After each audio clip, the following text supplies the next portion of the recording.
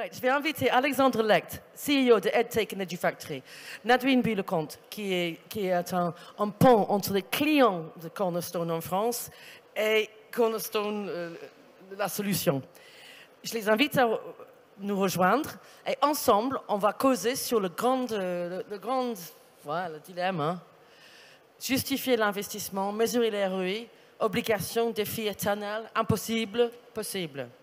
Je sais que David a un avis là-dessus. Dis-moi ce que tu as dit. Dis de nouveau ce que tu m'as dit il y a 15 minutes. That's for you.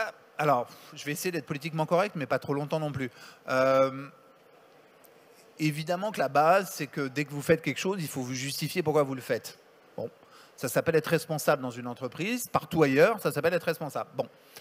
Le problème de la formation, c'est que c'est un métier formidable, mais pour beaucoup de choses qu'on fait, notamment si vous êtes sur les comportements, l'alignement stratégique, toutes sortes de compétences qui ne sont pas mesurables facilement, votre return on investment, il est impossible. Il est impossible à mesurer dans une période donnée. C'était l'argument que donnait Tony Blair il y a 20 ans, le Premier ministre anglais. Il disait, bah, vous savez, c'est simple, on va faire payer les études 20 ans après. On ne va pas les faire payer sur le coup. Puisque sur le coup, vous faites des études et qu'est-ce que vous faites? Vous allez peut-être être bibliothécaire, vous allez gagner 40 000 pounds. Pourquoi on vous ferait payer la même chose que si vous avez fait les études et vous devenez investment banker à 500 000? Pourtant, vous avez peut-être fait des études de philosophie ou de langue dans les deux cas. Donc, son argument, c'était de dire, ça met 30 ans, ça met 40 ans à se mesurer, le return on investment. Donc, si vous vous présentez en permanence devant l'entreprise en discutant de ça, vous créez une conversation impossible, très difficile à faire, sauf pour les compétences techniques, on y reviendra, j'en suis sûr. Mais pour le reste, vous faites une conversation impossible à faire. Et deuxièmement, vous vous mettez vous-même en permanence dans la complication de photographier quelque chose, alors que c'est un film qui prend des mois et des mois. Je crois faire mon métier à peu près correctement. Ça fait 6 ans que je le fais chez Faurecia dans une entreprise industrielle automobile. Je l'ai fait 9 ans dans l'énergie. Je l'ai fait une quinzaine d'années à Sciences Po, à l'école normale, à Columbia, aux États-Unis. Je n'ai jamais présenté un return on investment. Jamais. Et pourtant, j'ai à peu près toujours, j'ai toujours gardé mon boulot. Ils m'ont même promu 2-3 fois. Donc je pense que le sujet, à mon avis, n'est pas bien pris. Mais en revanche, il y a une vraie logique, c'est qu'on est responsable de ce qu'on fait. Je pense que le return on expectations, il est là. On attend des choses de la formation, mais que la mesure est suffisamment complexe pour ne pas se plonger dans ce débat-là de manière trop mécanique, sinon c'est mortel. Voilà, pour ouvrir la conversation et que tout le monde ne s'ennuie pas trop, en espérant. Merci. Alors, je peux effectivement compléter. Je rejoins tout à fait David. Les solutions technologiques ne sont qu'un appui, un support pour faciliter. Et effectivement, on a vu des méthodes quantitatives qui ont été implémentées, Kirkpatrick par exemple, pour avoir des questionnaires de satisfaction, des QCM. On analyse 1 an après les résultats de l'efficacité d'une formation. Mais ce n'est pas suffisant. C'est-à-dire que le ROI n'est pas le seul créneau pour juger de l'efficacité de la formation. Le qualitatif est très important. Et on a, notamment quand on va faire une formation pour augmenter les ventes, par exemple avec une force de vente dans les nouvelles méthodes aujourd'hui pour vendre à distance. Mais demain, tout ce qui est autour de l'intelligence émotionnelle, tout ce qui est soft skills, et on a vu que dans le monde aujourd'hui, le savoir-être est très important parce qu'on va bouger d'un métier à un autre très vite. Il y a effectivement les compétences de fond qu'on va développer. Et donc, tout ça va faire en sorte que c'est pas suffisant. Il faut vraiment trouver des solutions qui nous amènent à travailler sur, voilà, sur le... j'ai perdu le fil, sur effectivement la qualité les échanges autour de ce contenu qui est déployé à la fois pour développer un état d'esprit dans l'entreprise qui va être l'agilité, l'adaptation au changement, mais aussi des programmes de fond. Et on s'aperçoit effectivement avec ce que tu disais tout à l'heure sur l'équilibre qu'on a retrouvé post-pandémie, où effectivement le tout digital ne marche pas. On a besoin d'avoir des moments où on se rencontre, des moments où effectivement le digital va permettre d'ancrer des compétences à un instant T et les prolonger dans le temps. Et donc ça permet de mesurer aussi l'efficacité. On a vu, et le digital est aussi un moyen, on le voit de plus en plus, on a eu des augmentations de plus de 150% sur le self-directed learning, c'est-à-dire je me forme par moi-même en fonction des sujets qui m'intéressent, et on le fait à titre personnel en fait dans notre usage quotidien. On va aller voir un tuto pour réparer quelque chose à la maison.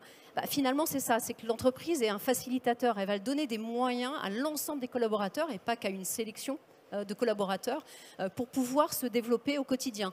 J'ai besoin de préparer mon entretien annuel, je vais regarder un petit micro-learning qui va me permettre de me préparer et de me dire, tiens, quelles sont les bonnes questions qu'il faut que je me pose.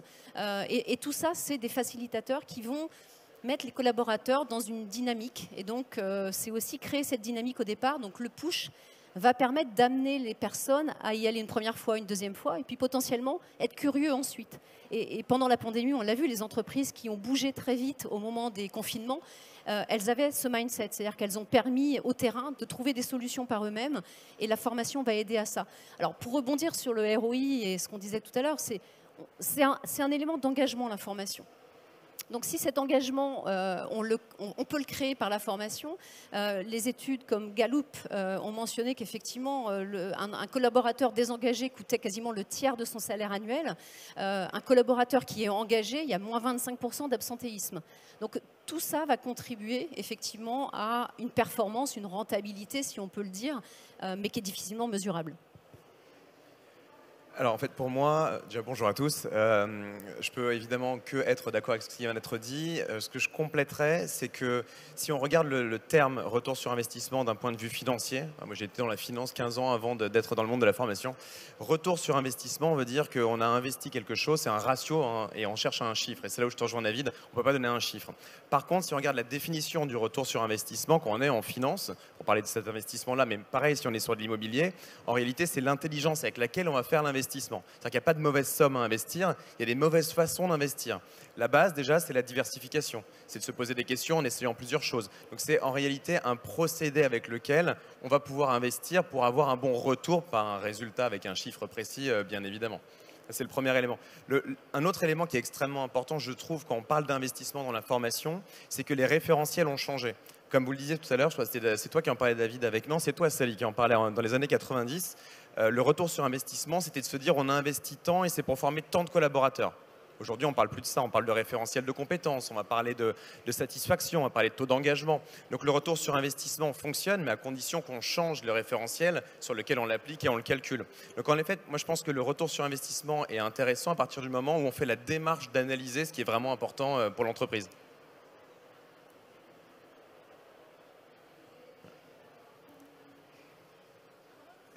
Est-ce que vous avez des commentaires sur ce qu'on vient de dire? On peut passer un micro. Oui. Tu peux emprunter ton micro, je te la ramène. Hein. Ajoutez, votre grain de sel. Oui, bonjour. Donc effectivement, Gaëlle Guillard et je suis de l'armée de l'air.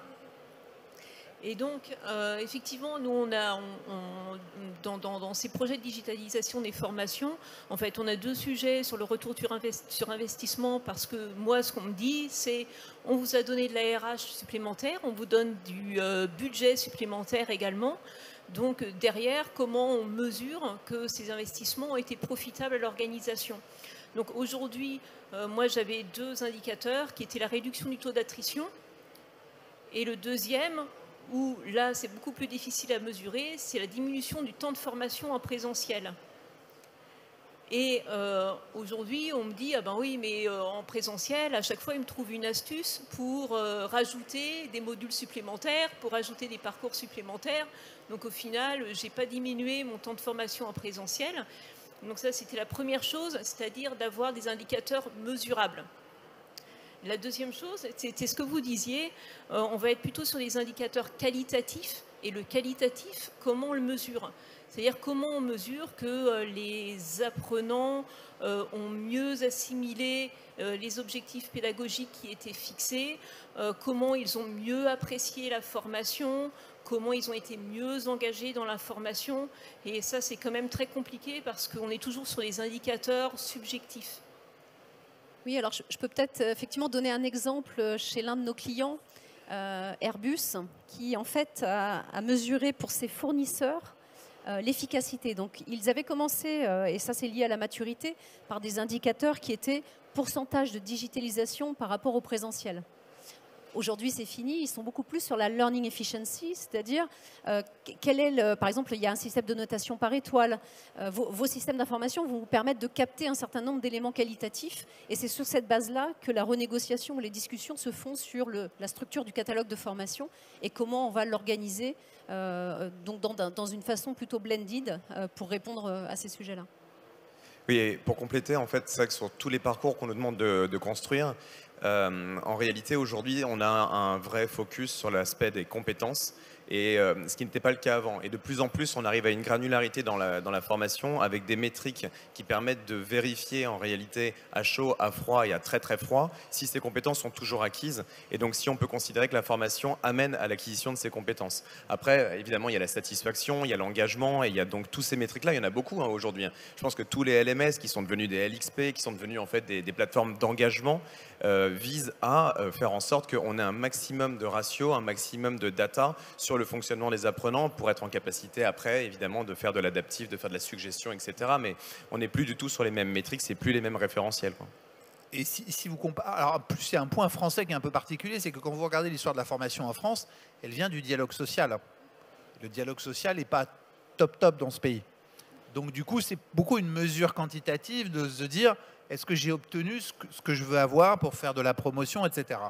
D'ailleurs, si vous regardez, vous avez beaucoup de soft, beaucoup de compagnies françaises qui sont capables d'administrer la formation et de le mesurer très bien, parce que ça fait partie de quelque chose qui est discuté dans le dialogue social. Ce n'est pas le cas dans les autres pays, pas de la même manière. Donc, je pense que les points qui viennent à mentionner sont très importants. Ce qu'on mesure, c'est les compétences, les acquis, savoir comment les gens progressent. Ça prend du temps sur des périodes très longues. On est absolument responsable, totalement, de regarder le maximum d'éléments pour se rendre compte de ce qu'on fait. Que ce soit l'attrition, que ce soit des pourcentages, que ce soit dans l'engagement survey, nous on a un engagement survey très précis. Si vous ne trouvez pas de traces dans l'engagement survey de l'appréciation par les salariés de l'offre de formation, c'est que j'ai un problème avec mon boulot, sérieusement. Et donc tout ça, on doit le vérifier morceau par morceau. En revanche, c'est un peu ce que disait la philosophe anglaise Joanne Robinson, qui disait c'est très difficile de définir un éléphant, mais je vous garantis que si vous êtes sur un petit chemin et que vous en trouvez un face à vous, vous allez le reconnaître. Je pense que c'est pas facile du tout de définir ce que c'est qu'un bon système de formation qui marche bien, mais je vous garantis que le top management, quand il marche bien, il s'en rend compte. Parce qu'il a tous ces éléments-là. Et puis il a cette parole qui revient en permanence, en général des gens à qui il parle, c'est-à-dire, alors, tu viens d'où? Tu as été faire quoi? Ah, je peux pas, j'étais en formation, j'en ai vraiment besoin parce que ça s'est bien passé, ça m'a permis d'eux, etc. Et si ce langage-là arrive dans l'organisation, alors là, les choses se passent de manière intéressante. Et là, on discute de manière de plus en plus précise de compétences, d'acquis et de choses comme ça. Je voudrais ajouter quelque chose. Quand je parlais de salon en 2018, j'ai fait beaucoup de recherches sur le human capital.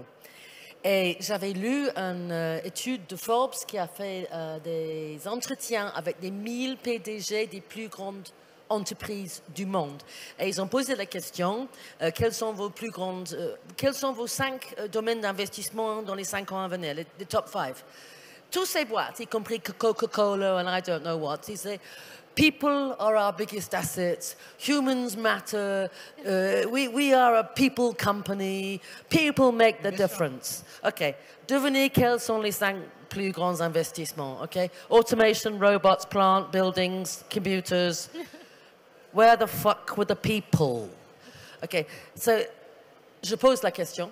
On me répond. Oui, nous avons ce qu'on appelle tangibility bias.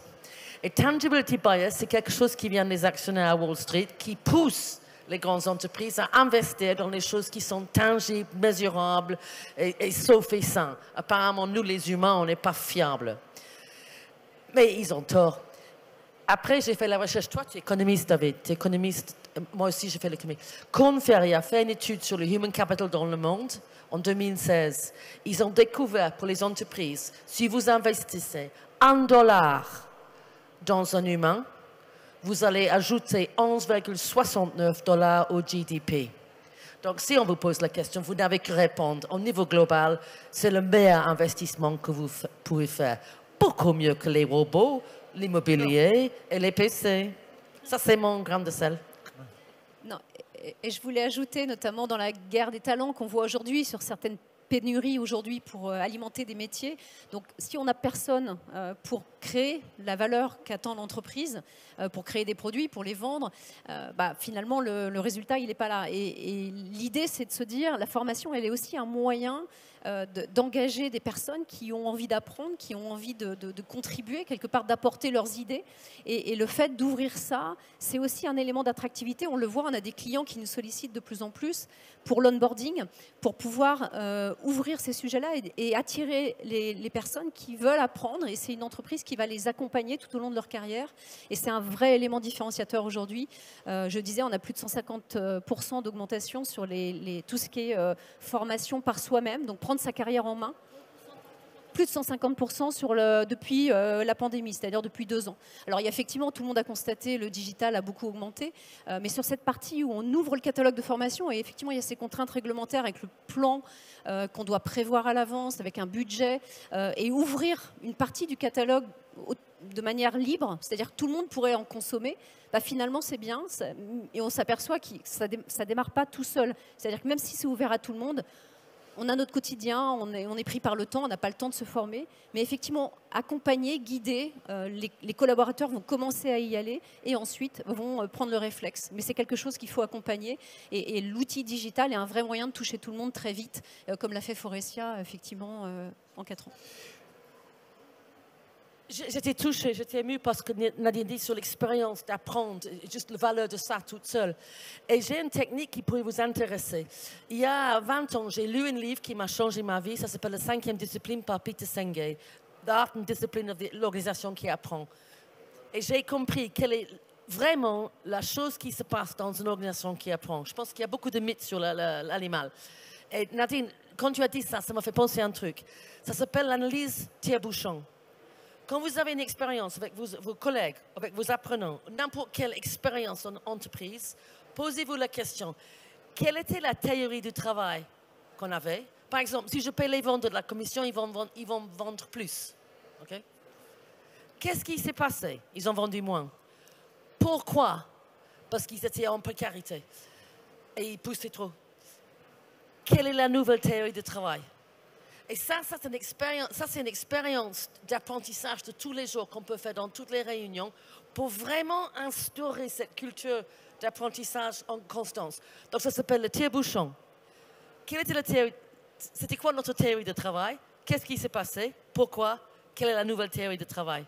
Et David, il travaille comme ça parce qu'il nous a raconté les 5 erreurs et il a tiré son bouchon.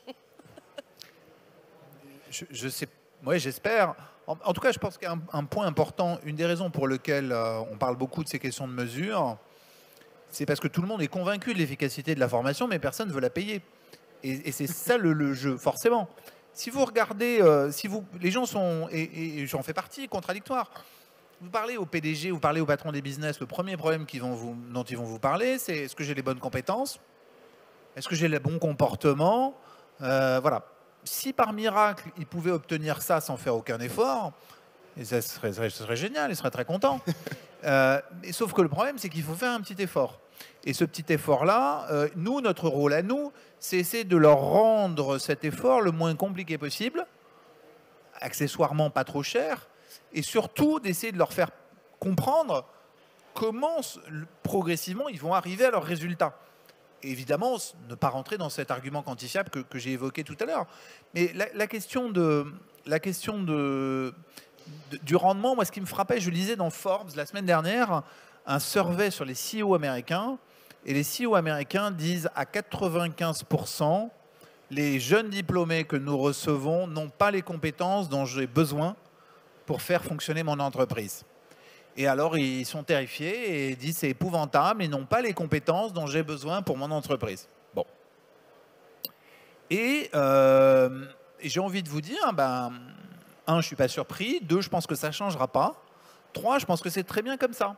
C'est-à-dire que les entreprises n'ont pas les moyens, n'ont pas la capacité à former aux mathématiques sur longue durée, à la philosophie, à l'économie, à l'histoire, etc.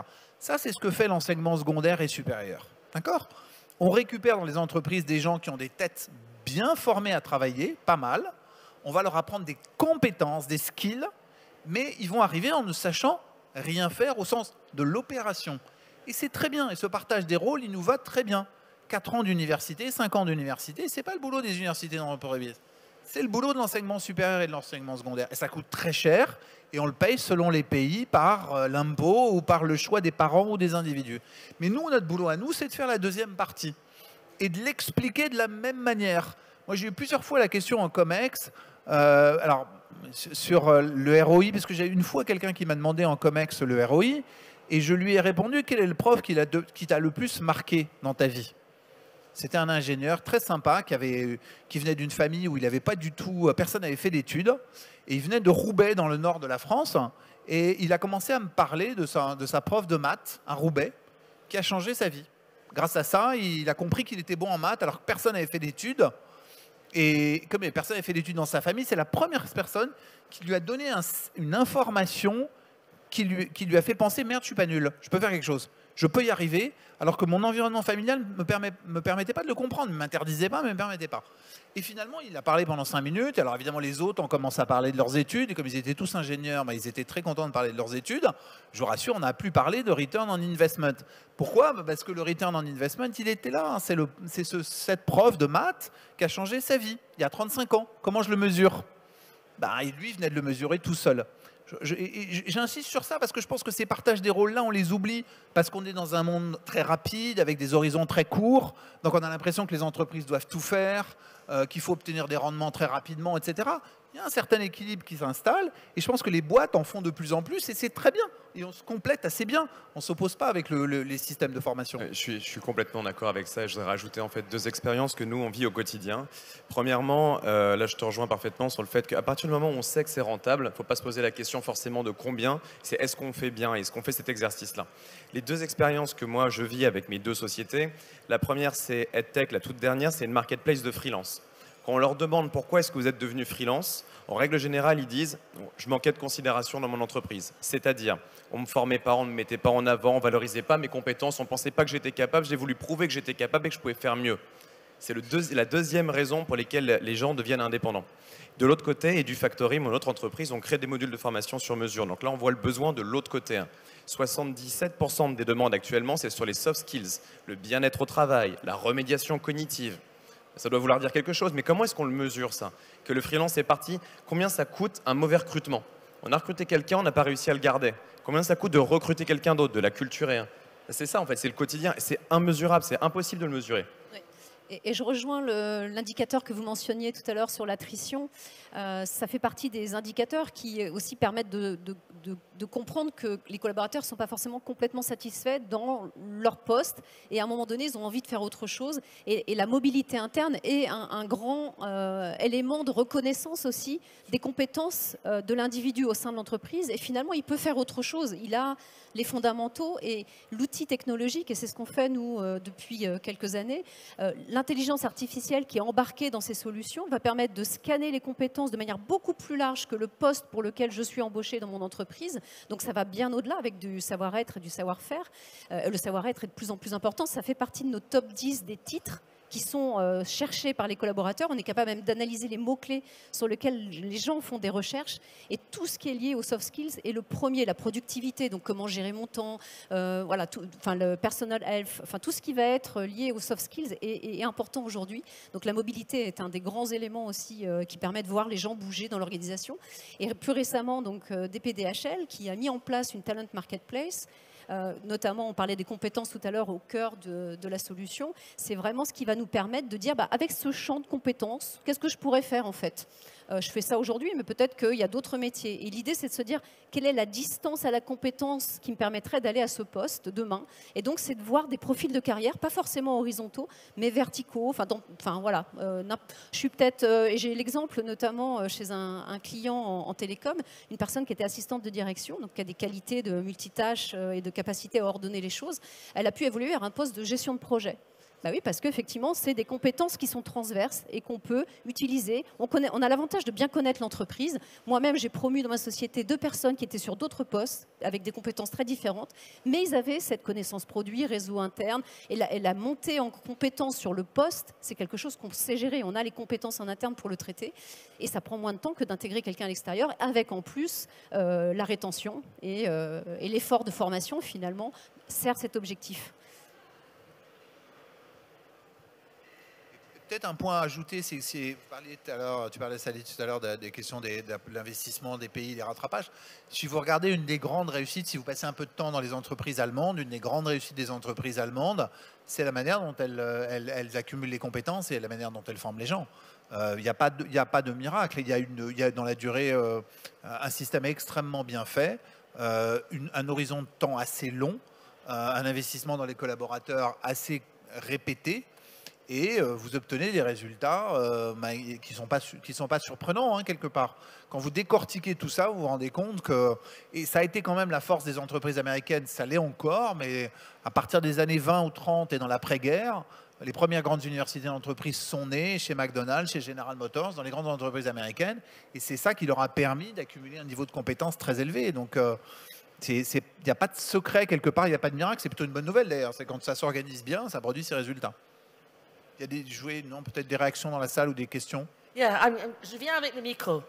Qui veut causer avec nous? Yes. Et dis-nous qui tu es, ok? Présente-toi. Bonsoir, je m'appelle Aurélie. Je m'occupe de l'Académie Finance de Schneider Electric. Et souvent, on a un certain nombre de vos arguments, notamment RH, sur l'attrition, sur l'engagement, etc. Et on m'y oppose la bataille sur l'allocation des ressources. On parlait de coûts tout à l'heure. Et c'est quoi le business impact? Et je pense, plus ça va, plus ma réflexion avance, plus je me dis qu'éventuellement, ce n'est pas un impact direct, mais éventuellement de la corrélation. Et cet élément-là, des faisceaux de preuves, peuvent éventuellement répondre en partie à cette demande qui m'est faite, avec des gens qui potentiellement se disent ok, l'attrition c'est sympa, mais effectivement on ne sait pas forcément combien coûte le recrutement, le remplacement, etc. Donc c'est pas concret pour eux. Et pour des gens concrets, avoir un faisceau de preuves, ça les rassure, parce que c'est aussi ça, je pense qu'il y a un élément de peur de laisser passer l'argent et de rater des opportunités, de l'investir autrement, beaucoup plus concrètement. Merci pour cette jolie contribution. Il y a d'autres qui veulent prendre la parole? Yeah. Oh yes, j'attendais, toi.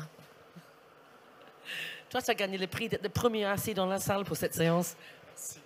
Bonjour, je m'appelle Baptiste, j'ai fondé une école de code pour favoriser justement la mobilité interne. Donc je forme des employés qui veulent on appelle ça le reskilling, la reconversion.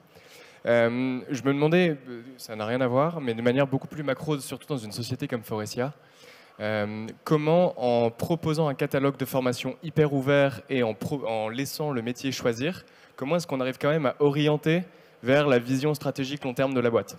Donc je vous laisse choisir votre formation, mais d'un autre côté, on a quand même envie de prendre cette direction, donc ce serait quand même pas mal que vous vous formiez sur ces sujets-là. Est-ce que c'est un sujet que vous adressez et comment vous l'adressez? D'abord, tout le temps, et je pense que, alors si vous regardez les grands modèles de système de formation, vous avez des modèles de type centre de formation, où on part du besoin de chaque individu, on fait des collections, on regarde tout ce que les gens veulent, et en général, ces modèles-là aboutissent à des très très grands portefeuilles de formation, où tout le monde est servi quelque part, mais il n'y a pas de direction stratégique, on ne sait pas ce que l'entreprise veut. Et il y a les systèmes inverses, plutôt les systèmes type université d'entreprise, où on pense que c'est plutôt le board ou le COMEX qui va décider les grandes compétences. Et la réalité est un peu entre les deux. Il faut toujours avoir ce dialogue-là. Moi, ce que je fais quand je veux... Alors d'abord, je pense qu'il y a un point de gouvernance qui est important, qu'on évoque souvent. La formation, vous retombez toujours plus ou moins dans la gouvernance opérationnelle des RH. Il n'y a pas vraiment le choix. C'est le plus proche pour s'en occuper au quotidien. Mais les personnes qui doivent en décider doivent être les gens en dehors des RH. Avec les RH, mais en dehors. Et moi, mon job à moi, c'est quand je vais voir le COMEX 2-3 fois par an, je fais en permanence ce travail de remonter. Voilà ce que je vois qui remonte. Mais voilà ce que je comprends de la stratégie de l'entreprise. qui nécessite. Et ce n'est pas toujours pareil. Et mon job à moi, patron de la formation, c'est d'expliquer l'arbitrage qu'on va faire. Parfois, ça remonte en permanence sur des sujets dont c'est ma responsabilité de dire « moi, je pense que c'est une bulle », ou « ça ne va pas durer », ou « c'est accessoire », ou « c'est mal formulé ». Ou en revanche, ça, ce n'est pas une bulle, et je pense qu'il faut qu'on fasse un choix prioritaire. C'est sur ça que moi, je suis payé. Je ne suis pas payé sur la pédagogie. Ça, c'est pas mon... Je dois savoir le faire, et mon rôle à moi, c'est d'avoir cette qualité de conversation avec le management d'entreprise, parce qu'eux, ils ont une certaine idée des compétences clés, et de ce qu'ils veulent pour la transformation de l'entreprise. Les salariés ont une certaine idée de leurs besoins, et il faut bridger les deux en permanence. Ça, c'est compliqué. Ça prend du temps, il faut faire des choix, et il faut prendre des risques. Et donc, c'est pas facile. Et si je peux compléter, effectivement, sous un angle plutôt outil, qui est ma perception par rapport à ce que je vois chez nos clients, c'est qu'il y a aussi ce phénomène où on sort des silos, où il y avait des process, formation, talent, recrutement. Aujourd'hui, l'idée, c'est d'ouvrir, donner visible les différents métiers qui existent dans l'entreprise, et notamment quand sur une même page, l'utilisateur voit ses formations recommandées par rapport peut-être à un souhait de carrière qu'il a mentionné quelque part, de voir des contenus qui lui permettaient de se rapprocher de ce métier, mais aussi de voir les postes sur lesquels l'entreprise recrute, parce qu'il y a ce petit feed qui alimente les postes les plus tendances, donc les compétences les plus demandées, et de la même façon, on appelle ça des carousels, mais sur la capacité de la stratégie d'entreprise de pousser certains services, et dans l'automobile particulièrement, où on devient une entreprise d'expérience client, de service, comment on amène justement nos collaborateurs à comprendre vers quoi on va sur ces services, donc la notion de soft skills, comment elle impacte le business. Et ça, c'est vrai que c'est l'ouverture. Nous-mêmes, moi-même, par exemple, demain, on me dit vers quel métier je pourrais aller, je ne le sais pas en fait. Et on a vu aussi, notamment dans les aspects d'égalité homme-femme, une femme va mentionner spontanément 5 compétences, un homme va en mentionner 15. Donc le fait que l'outil nous aide à avoir une perception plus large de nos compétences et des métiers vers lesquels on peut aller, parce qu'on va traiter un volume de données que l'humain ne sait pas traiter, et puis le RH, il n'est pas forcément là, disponible pour tout le monde, pour personnaliser ses parcours. La technologie va être un vrai support pour guider quelque part le collaborateur, mais aussi son manager et le RH qui travaille avec lui, pour l'orienter vers le champ des possibles. Et on va être capable de dire, bah voilà, à 70%, tu pourrais aller vers tel ou tel métier, il te manque telle et telle compétence. Et comme on a fait la correspondance des compétences par rapport à des contenus de formation, par rapport à l'individu, mais par rapport aussi à des référentiels de poste, on est capable de mélanger tout ça et de se dire quelles sont celles qu'il te manque pour tel ou tel métier. Donc ça, c'est des choses qui arrivent grâce à toutes les technologies aujourd'hui qu'on embarque dans ces solutions du capital humain, qui vont ouvrir le champ des possibles. Mais ça veut dire qu'il faut sortir de ces sujets où moi, je dessine au niveau de l'organisation formation ce dont les gens ont besoin. On ne peut pas être partout, on ne sait pas exactement ce qui est demandé au niveau de l'individu. Et moi, je sais que je vais peut-être avoir besoin de mieux gérer mon temps. Je ne vais pas forcément en parler à mon manager. Si j'ai un catalogue qui me permet de le faire sans que j'ai besoin d'en reporter à quelqu'un, je le fais. Et donc, j'augmente ma productivité. Moi, ce que je dis souvent à l'équipe avec laquelle j'ai la chance de travailler, je leur dis, vous êtes des médecins. Quand vous allez chez le médecin, vous n'avez pas fait 7 ans d'études. Hein. Donc vous allez chez le médecin, vous dites j'ai mal là. C'est le boulot du médecin de diagnostiquer vraiment la cause. Vous donnez un symptôme. Vous dites j'ai quelque chose. Et puis parfois il vous dit non, c'est parce que vous ne tenez pas droit ou c'est autre chose. Mais c'est pas votre genou le problème. Et alors ça, c'est quand on a de la chance, et ce que je dis souvent à mon équipe pour les décontracter quand ils sont fatigués en fin de journée, je leur dis on fait le travail du médecin, mais parfois on fait le travail du vétérinaire. C'est-à-dire que le malade ne parle pas bien, ou ne parle pas du tout. Et pourquoi je dis ça? Parce qu'on se trompe nous-mêmes. Si vous posez la question à moi ou à mon chef ou aux gens de mon équipe, quelles sont les compétences de David qu'il a besoin de développer, il se peut que vous ayez 3 réponses différentes. Et les 3 peuvent être justes. Et donc ce que vous dites, c'est très important. À un moment donné, il faut essayer d'être capable de se dire, bon, ok, on a entendu, on va faire un choix. On ne va pas faire ce que vous dites. Ou on ne va pas le traiter comme vous le dites. Parce que l'expression que vous faites de votre besoin, c'est mon boulot à moi de vous dire que ce n'est pas ça dont vous avez besoin. Et ça, c'est quand même un travail qui est toujours un peu compliqué, toujours intéressant. Et il ne faut pas céder à l'immédiateté du besoin ou de la demande.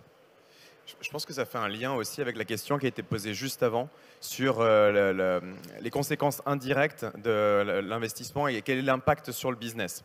Et ça, c'est un point qui est extrêmement important parce qu'en réalité, il y a une vraie réponse, il y a une vraie capacité à avoir une réponse fiable. Parce qu'en réalité, on ne va pas chercher à ce qu'elle soit quantifiable. Sur de la formation métier, très souvent, on va pouvoir quantifier, c'est-à-dire je vais faire une formation à des assureurs pour qu'ils vendent des contrats. À la fin de la journée, on peut voir une augmentation du nombre de ventes, donc une augmentation de la productivité. On a un chiffre, on l'applique à la productivité, on a un retour sur investissement, réellement. C'est comme ça que ça fonctionne. Sur de la formation soft skills ou d'autres formations sur lesquelles on va avoir un impact indirect parce qu'on va justement travailler sur des soft skills, pour revenir là-dessus, ou d'autres choses qui vont améliorer la mobilité, la qualité de vie au travail, etc.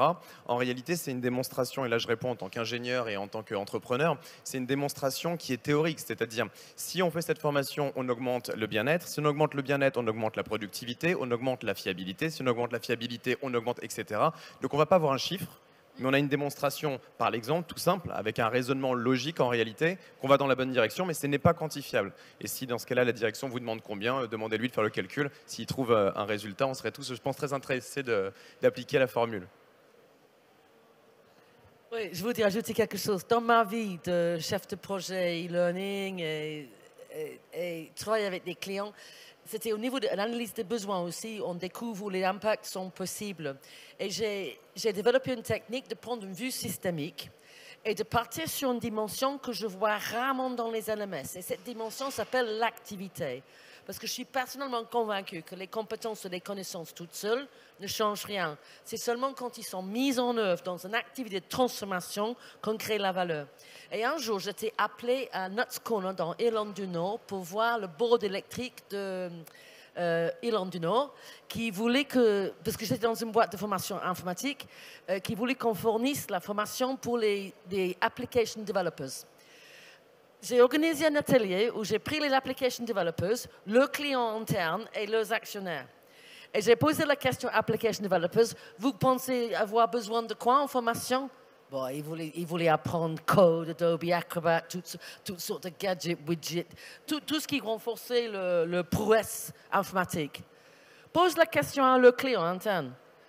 Bon, on aimerait bien qu'ils nous écoutent et quand on a un problème, qu'ils écrivent une spécification de l'application, qu'ils le vérifient avec nous, active listening, communication écrite. Ensuite, qu'ils fassent le code ou qu'ils le sous-traitent à un tiers, on s'en fiche.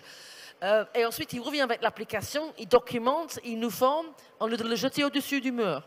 Donc, ce que eux, ils disaient, c'était, en fait, les compétences dont ils ont besoin, c'est expression écrite, écoute active et esprit d'analyse de problèmes et proposition de solutions. Rien à faire avec C++ et Dieu sait quoi. Donc, la compréhension de le besoin de formation, c'est comment différent en prenant une vue systémique. Donc, j'ai développé un atelier où je fais, voilà, on prend un rôle ou un département, ou en tout cas un système de création de valeur. Il faut trouver ce système, il faut le définir. Quelle est l'entrée? Qu'est-ce qui se passe? Quelle est cette transformation? Qu'est-ce qui est à la sortie? Et qu'est-ce qu'on peut mesurer pour savoir que c'est bien? Donc, par exemple, j'ai formé 1000 chefs de projet dans une boîte de Systems Integration. J'ai mis le standard que je voulais mesurer à la fin de la formation de tous ces chefs de projet. Je l'appelais 3-0. Je ne sais pas si vous devinez quels sont les 3-0. 0 dépassement du budget, 0 dépassement de spécification et 0 dépassement du temps du projet. Ça, c'est parfaitement mesurable. Parfaitement. Voilà. Voilà mon grain de sel de nouveau.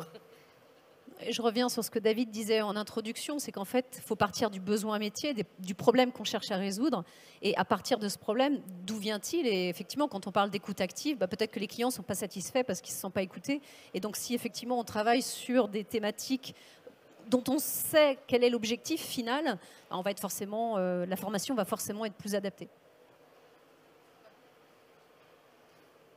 Est-ce qu'il y a des questions par rapport à ce qu'on vient de dire? Il y a du champagne. Et du champagne chez Cornerstone? La bière. Vous êtes bienvenus chez nous. Non, il y a du café. Il y a du café. Je crois que dans les questions, Sally, il y avait dans ce que tu nous avais envoyé, il y avait les sujets aussi sur ce qu'on recommande en fait sur le retour sur investissement. Quels seraient nos conseils? C'était un des sujets, je pense qu'on peut également aborder. En fait, je crois qu'à chaque fois qu'il y a eu des clients qui sont venus nous voir et qui nous ont dit que l'investissement qui a été fait n'avait pas été le bon, Vraiment, dans tous les cas, je ne dirais pas que c'était à chaque fois le cas le plus important, mais ça venait à chaque fois, c'était vraiment un élément. C'est on a voulu faire comme, on a vu quelque chose. On fait du sur-mesure dans les entreprises et tout le temps on se rend compte qu'on a deux sociétés identiques, de banques identiques, de sociétés de services identiques, et elles ne font pas du tout de la même manière la formation. Et en réalité, si on va avoir un retour sur investissement, et ça revient à ce qu'on a dit au tout début, c'est redéfinir ce que c'est qu'un investissement, qui est l'objectif final, comme tu viens de le dire, évidemment revenir du besoin terrain et construire une solution par rapport à ça. Et c'est qu'en fonction de ça qu'on aura un bon retour sur investissement. C'est construire le programme qui convient. Et je pense que le deuxième point le plus important, c'est de jamais croire que ce qui est construit dans la stratégie de formation va durer. Ça paraît aberrant, ça ne va pas durer. Ça veut dire qu'il va falloir le mettre à jour, le faire évoluer, il va falloir demander des retours du terrain. Et le réel investissement, c'est plus pour moi dans le process. C'est mettre en place les bons process pour pouvoir faire la bonne sélection. Au tout début, je vous parlais de l'investissement dans la formation. Pour moi, c'est un petit peu comme un investissement en finance ou dans de la pierre. C'est en fait la bonne allocation. Et cette allocation, elle va changer tout le temps parce que les besoins vont changer, parce que les circonstances vont changer. Donc, ce qui est plus important, c'est le bon process. Comme un process d'investissement en salle de marché, comme un process d'investissement dans de la pierre, dans des assets locatifs, etc. etc. quoi. Je ne sais pas si vous avez des conseils génériques en réalité sur le ROI et comment bien investir. Moi, j'ai un conseil sur un point, c'est un point important que vous vous donnez. Effectivement, une des manières d'éviter cette conversation, c'est de parler à ceux qui ont des poches un peu profondes. C'est-à-dire, en fait, quand vous regardez les budgets formation, ils ne sont pas si élevés que ça. Ils ne sont pas très élevés. Il y a des entreprises qui dépensent beaucoup, mais c'est quand même plutôt l'exception.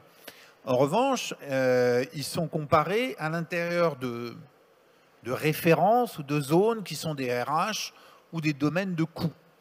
Si vous commencez à comparer l'investissement en formation avec les CAPEX d'une boîte, vous allez rigoler. Parce que l'investissement en formation, c'est une ligne que vous ne voyez même pas souvent par rapport au CAPEX de l'entreprise.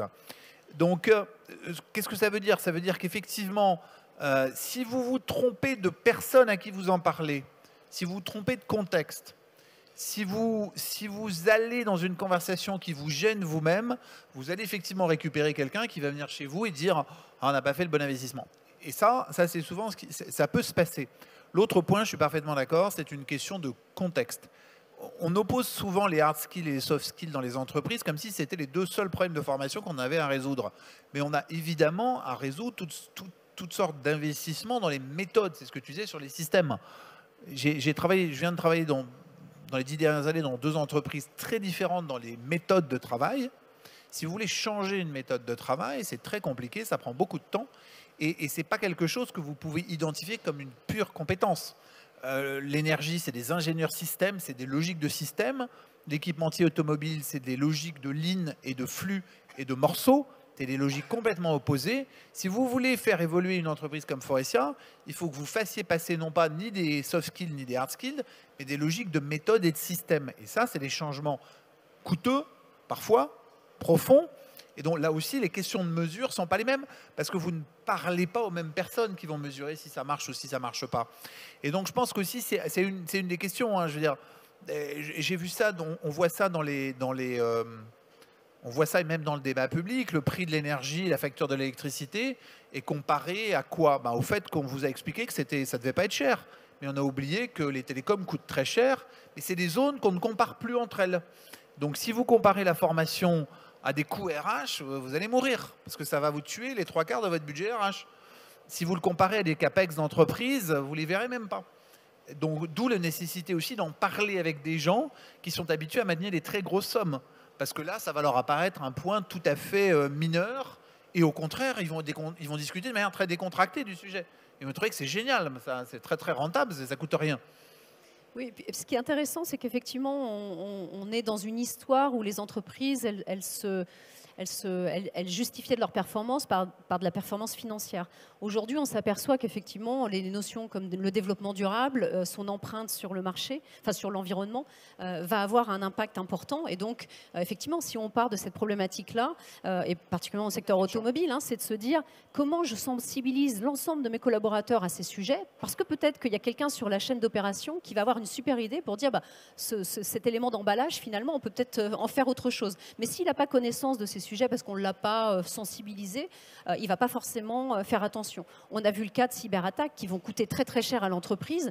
Bah, finalement, peut-être qu'investir dans de la sensibilisation autour de ça, et je mentionne ces deux sujets-là parce que c'est quelque chose qu'on voit beaucoup depuis les derniers mois, en tout cas nous qui sont demandés dans les contenus de formation dont on fait la curation. C'est vraiment des sujets qui sont en très grande... et on s'adresse non pas à des personnes dans la formation, mais à des personnes métiers qui ont cette problématique à résoudre et qui ne savent pas comment en fait, créer cette sensibilisation. Et effectivement, la formation est un des premiers éléments pour ouvrir les chakras, si je peux me permettre, à ces éléments-là. Et donc, quelque part, changer l'image de l'entreprise aussi sur le marché. Et demain, c'est vos futurs clients.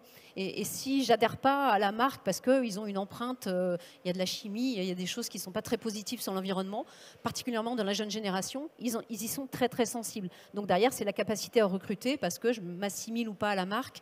Et donc, c'est aussi un élément indirect dans la performance de l'entreprise. Ah oui, complètement. Quand tu parles de nouvelle génération, il y a un chiffre qui me vient en tête. Je crois en France, on est à plus de 55% de la génération Z qui va être indépendant. Aujourd'hui, quand on a... Oui. Et aux États-Unis, on est à 47% de la masse salariale, de la force salariée, pardon, force de travail, pardon, excuse-moi, qui est indépendante. Donc on va vers ça. Donc qu'est-ce que ça dit? Ça dit quand on a des collaborateurs qui sont là, il faut que c'est presque, je dirais, un privilège de pouvoir les former. Il n'y a que chez nous qui pourront apprendre ces choses-là. Quand on voit ça sur la partie marketplace chez nous, on se dit vraiment quand il y a des salariés qui sont en entreprise, il faut être en capacité vraiment de leur apprendre des choses qu'ils pourront apprendre nulle part ailleurs parce que sinon on va les laisser partir et après ça revient à ce qu'on disait, les coûts des mauvais recrutements. Donc on va dans cette direction-là de toute façon, on va dans une direction où il y a énormément de contenus qui sont disponibles. Donc pour moi ça revient un petit peu à ce qu'on disait sur des choses qui ne sont pas tangibles. Il n'y a qu'une seule direction dans laquelle aller, c'est former, quoi. Moi je voulais juste ajouter un truc, c'est Yogi Berra, le coach à New York, a dit si tu sais pas où tu vas aller, tu vas arriver ailleurs.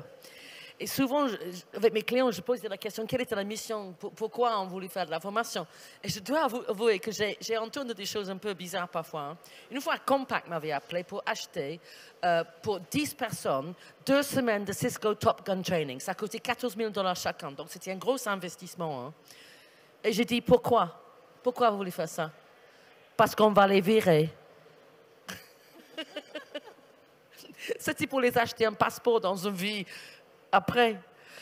Et j'ai aussi vu une raison de former pour punir quelqu'un.